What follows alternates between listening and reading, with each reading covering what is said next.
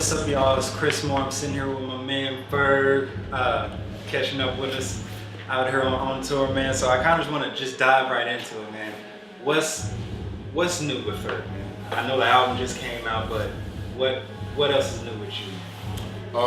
Launching artists. I launched Marty Baller's first mixtape, Marty G Raw. It's on thatpimp.com right now. It came out on the 11th. Also directed a short film for him, which is a visual tape before his songs and visual still songs on this visual tape. We released it through Vice Noisy, so shout outs to them. And besides that, just working on new music. I'm about to release another project called Still Striving, which is going to be a continuation of Always Strive and Prosper. And yeah, just touring right as of now. Okay, Always Strive and Prosper, man. First of all, thank you. The album was amazing, man. But a question I have for you is that you collab with a lot of hot producers, a lot of artists on there. Who are some of your favorite people that you collaborated with, and who is somebody that you wish to collaborate with in the future? Missy was one of the favorites because she's an idol. I've always looked up to her, and she brought so much new flavor to the game, and it just was a pleasure to work with her. Being in the same studio with her and Timberland, and me playing that song for her, and her actually winding up on it, it's just, you know, a blessing at the end of the day. And there's a lot of people like Rick Ross, I want to thank for being on the album, the Migos, French and Fab, who else? Chuck D, my family members that made it on the album. Yeah. Right. DJ Khalil, how can I forget you? Mustard. Powerhouse producers. C Note, that gave me a new level. Have you gotten to a point yet to where when like Missy walks in the room like DJ Mustard, or when like the higher, the more known producers, are you ever starstruck by that? No. Are you ever taken aback by that? I'm never starstruck. It's like, it's a day on the job, somebody got to put their phone on. Yeah, it's a day on the job. I never get starstruck. You know, it's time to work. I see them, I get excited because I don't know what we're going to create, you know. I don't know what type of history this hour or 4 hours or 2 minutes is going to create, so. Yeah. Also, Cozy Boy tapes. Cozy tapes. That was the last project that Yams was working on before he passed. Am I correct? How much of that album did he actually produce, or he actually touch, or was it all posthumous? It was all the team. It all happened after he passed away. He didn't really have any input in this. Even though we did take a lot of notes from his Black Book on like collabs and just different things that he wanted to do, but for the most part, it was just like the team. When the album actually came out, all the reception that came back from it, how was that to know that it was his last project that he was working on, and his brothers were able to finish it for him? Just how do you feel about all the reception that came back from it? Felt good. I mean, we ain't put out an album together ever, you know what I'm saying? And it's been a long time since they heard a project from us. So for kids to really be checking for like everybody and loving the songs, like Young Nigga Living that got like 12 and Addy on it, and like some of those songs that just the team get a chance to shine on. It was good. You know, I felt like it definitely it was there for a purpose, and the purpose was to get the mob out there more, so it worked in that way. Yeah, I mean, that's real interesting, because there's one thing that I really admire about you guys is how you guys came up and you guys pulled yourself, I mean, really came from nothing, and look at where, you know, you and Rock and everybody else has came to. If there was any advice that you could give to a young artist trying to get to where you guys are at, what advice would that be? The only advice I would say is, like, you know, you gotta make noise. It's nothing gonna be easy. It's not given to you. You know, if it was easy, everybody be doing it. Everybody be in this position of me right now, or in your position, you know, being able to interview whoever you want. You you gotta work up to where, you know, you wanna be. And even when you get to where you wanna be, you gotta want more. Like always want more, never get comfortable. Who are some of your greatest influencers? You as Ferg, you know, as coming up in the music game. But I had different people for different reasons. Like looked up to Pharrell, you know, for being innovative and basically having you know, Pharrell was my friend before he was even actually my friend before I even knew him.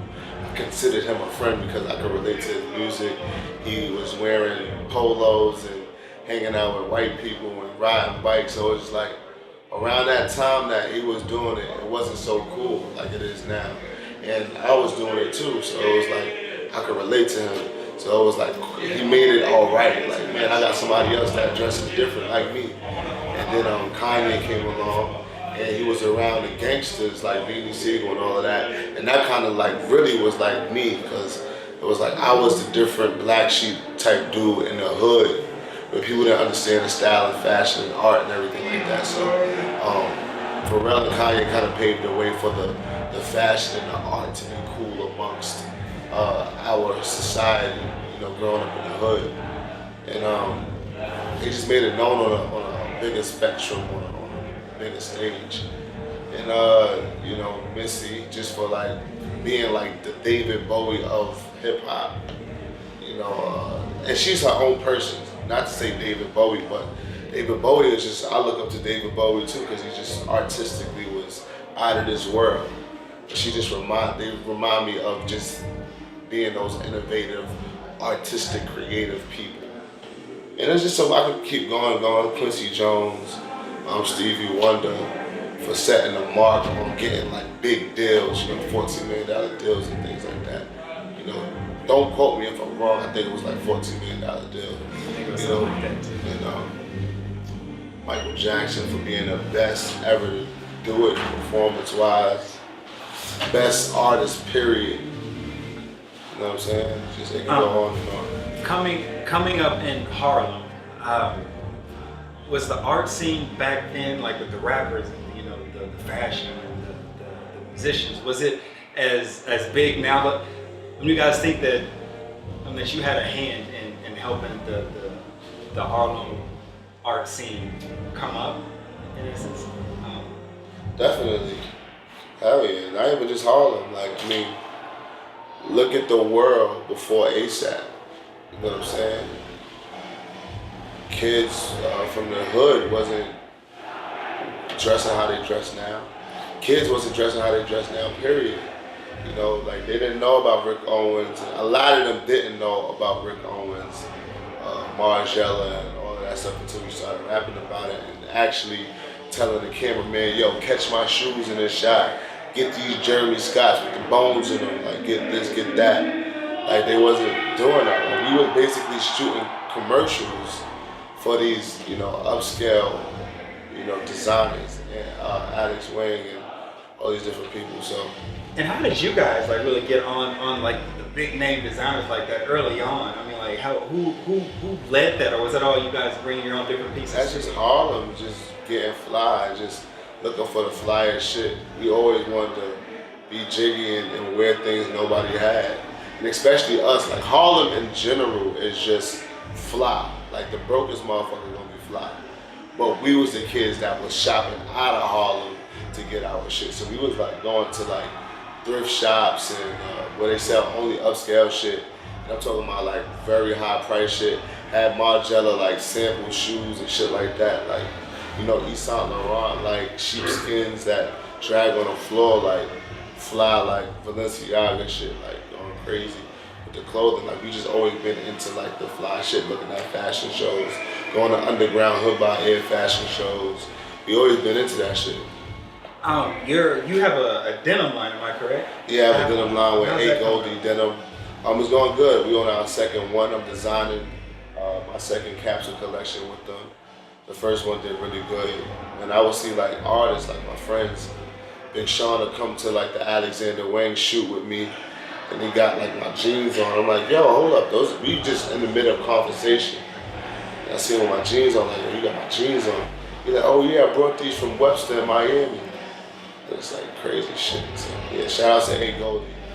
Do you ever like stop and think like wow, you know? Because I was pulling up here and just the line was wrapped around the building. I know you've been doing this for a long time, but how does that make you like pulling up on it and seeing that, you know, they're all here because they're fans, you know, they love you, you know what I mean? How does that? I do get the wow effect. You know, I like do realize like, man, you know, life could have went a complete different way. But it's different moments in my life where, you know, that happens. Because I'm so busy working, I don't got time to really be sitting down and realizing all the time, like, oh man, you're doing good for yourself. It just be like, you know, moments where like I moved my mom's into a new house, or when I realized my mother ain't working 5 years or 4 years, you know, she didn't have to. You know, when I look at my cousin and we in conversation, we talking about old days. And I be like, damn, look at us now. You know what I'm saying? Oh, we in Australia. It's like, how the fuck did we all wind up in Australia? We was kids in Harlem on a block playing basketball in a garbage can because the park was closed. You know what I'm saying? So like we go back to Harlem. And when you go back, are you yourself or are you ASAP Ferg? Like do you need the, you know, It's the both. security or like I mean, I'm both. or you just It's you? both. I'm just me. Technically, my security is my uncle, so I just got my uncle with me all the time, so it ain't really, it's family all the time, you know what I'm saying? Another question I had is I know you and ASAP did Cats, am I right? Yeah, we did a cat series on Cats HBO. series on HBO. Bodega Cats. Is that something that you see yourself like really going into, like ASAP, or is that something that you were just doing because the opportunity presented itself to you? What you mean, like ASAP? Like you being, because I know ASAP did Dope, and he's done a bunch of other like acting gigs. Yeah, but that was different for both of us. Like, it's just, like that was what you call it when you doing voiceovers for characters and shit. He don't do nothing like that. Like that was different. That was new for both of us. Do I see myself diving more into like cartooning and all that shit? Maybe. I don't know if the opportunity presents itself and it makes sense. If you did something other than music, what would it be? Probably more directing. I like to be behind the camera. I like to produce my own films and documentaries and things like that. I don't really desire to be in front of the camera that much in life, period. Yeah. Is there a specific reason for you? Just the feeling that you don't? Nah, I just like, you know, originally I wanted to be a writer. I didn't want to be like the guy in front of the camera. Like I would rather be behind the camera and getting like these dope ass shots and all that. You know what I'm saying? I love developing other people, other artists, and I like to see them on the front of the camera. I'm naturally a creative. Like I'm a designer. I design the world that I would like to see people live in. For me to be in it, it's just like, I don't know, I'd rather see somebody else be the muse for the world that I'm creating. Right. Yeah. I think that's unique.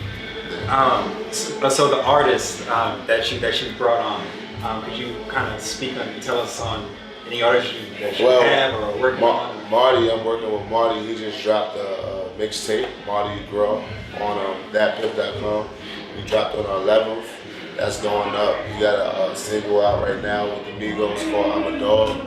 It's actually featuring me in the videos. And he just dropped a documentary that I directed. It's basically a visual tape with 4 songs on a visual tape. And we dropped it through Vice. It's going out right now. We dropped it on the 14th. So I'm just pushing him right now, focusing on him. And just working on my music and just people that's around. So when you're working with the artists hands-on, what's the biggest tip or advice that you give them? Or like, how do you help bring them along to it? At first, I gotta see that they want it anyway. Like, you know, just want it. Just want to do it yourself. Don't want it because I see it in you. Want it for yourself first. And just make real music. Make music that's true to you. Because that's when it's more believable. That's when people can kind of gravitate to it easier. And it just makes it more worth buying and people buying into your brand. like everybody hates like a hollow artist that you know nothing about. You know, on the surface artists, we don't want that. We got enough of those generic people.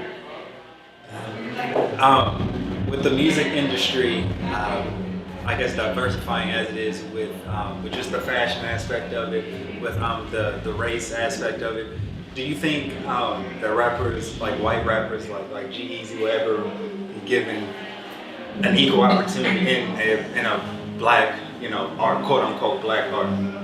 I don't know. I never really think about that. I just think that like Eminem is mad fire, like, and his work is undeniable. So like I don't really gauge it like black or white. If it's dope, it's dope. Like what really the difference is Eminem is white, but he could be a whack ass white rapper. Like, you know what I'm saying? He's not whack though. No, not at all. Not at all. Well, that's all I got for you today, man. I appreciate you finding the time, man, coming out, hanging out with us, brother. Good luck on your show tonight, man. No doubt. Go to trapdoors.com to get your Turnt Burnt tickets. You already know what it is. ASAP all day. We'll see y'all. Hey man, this is ASAP Ferg.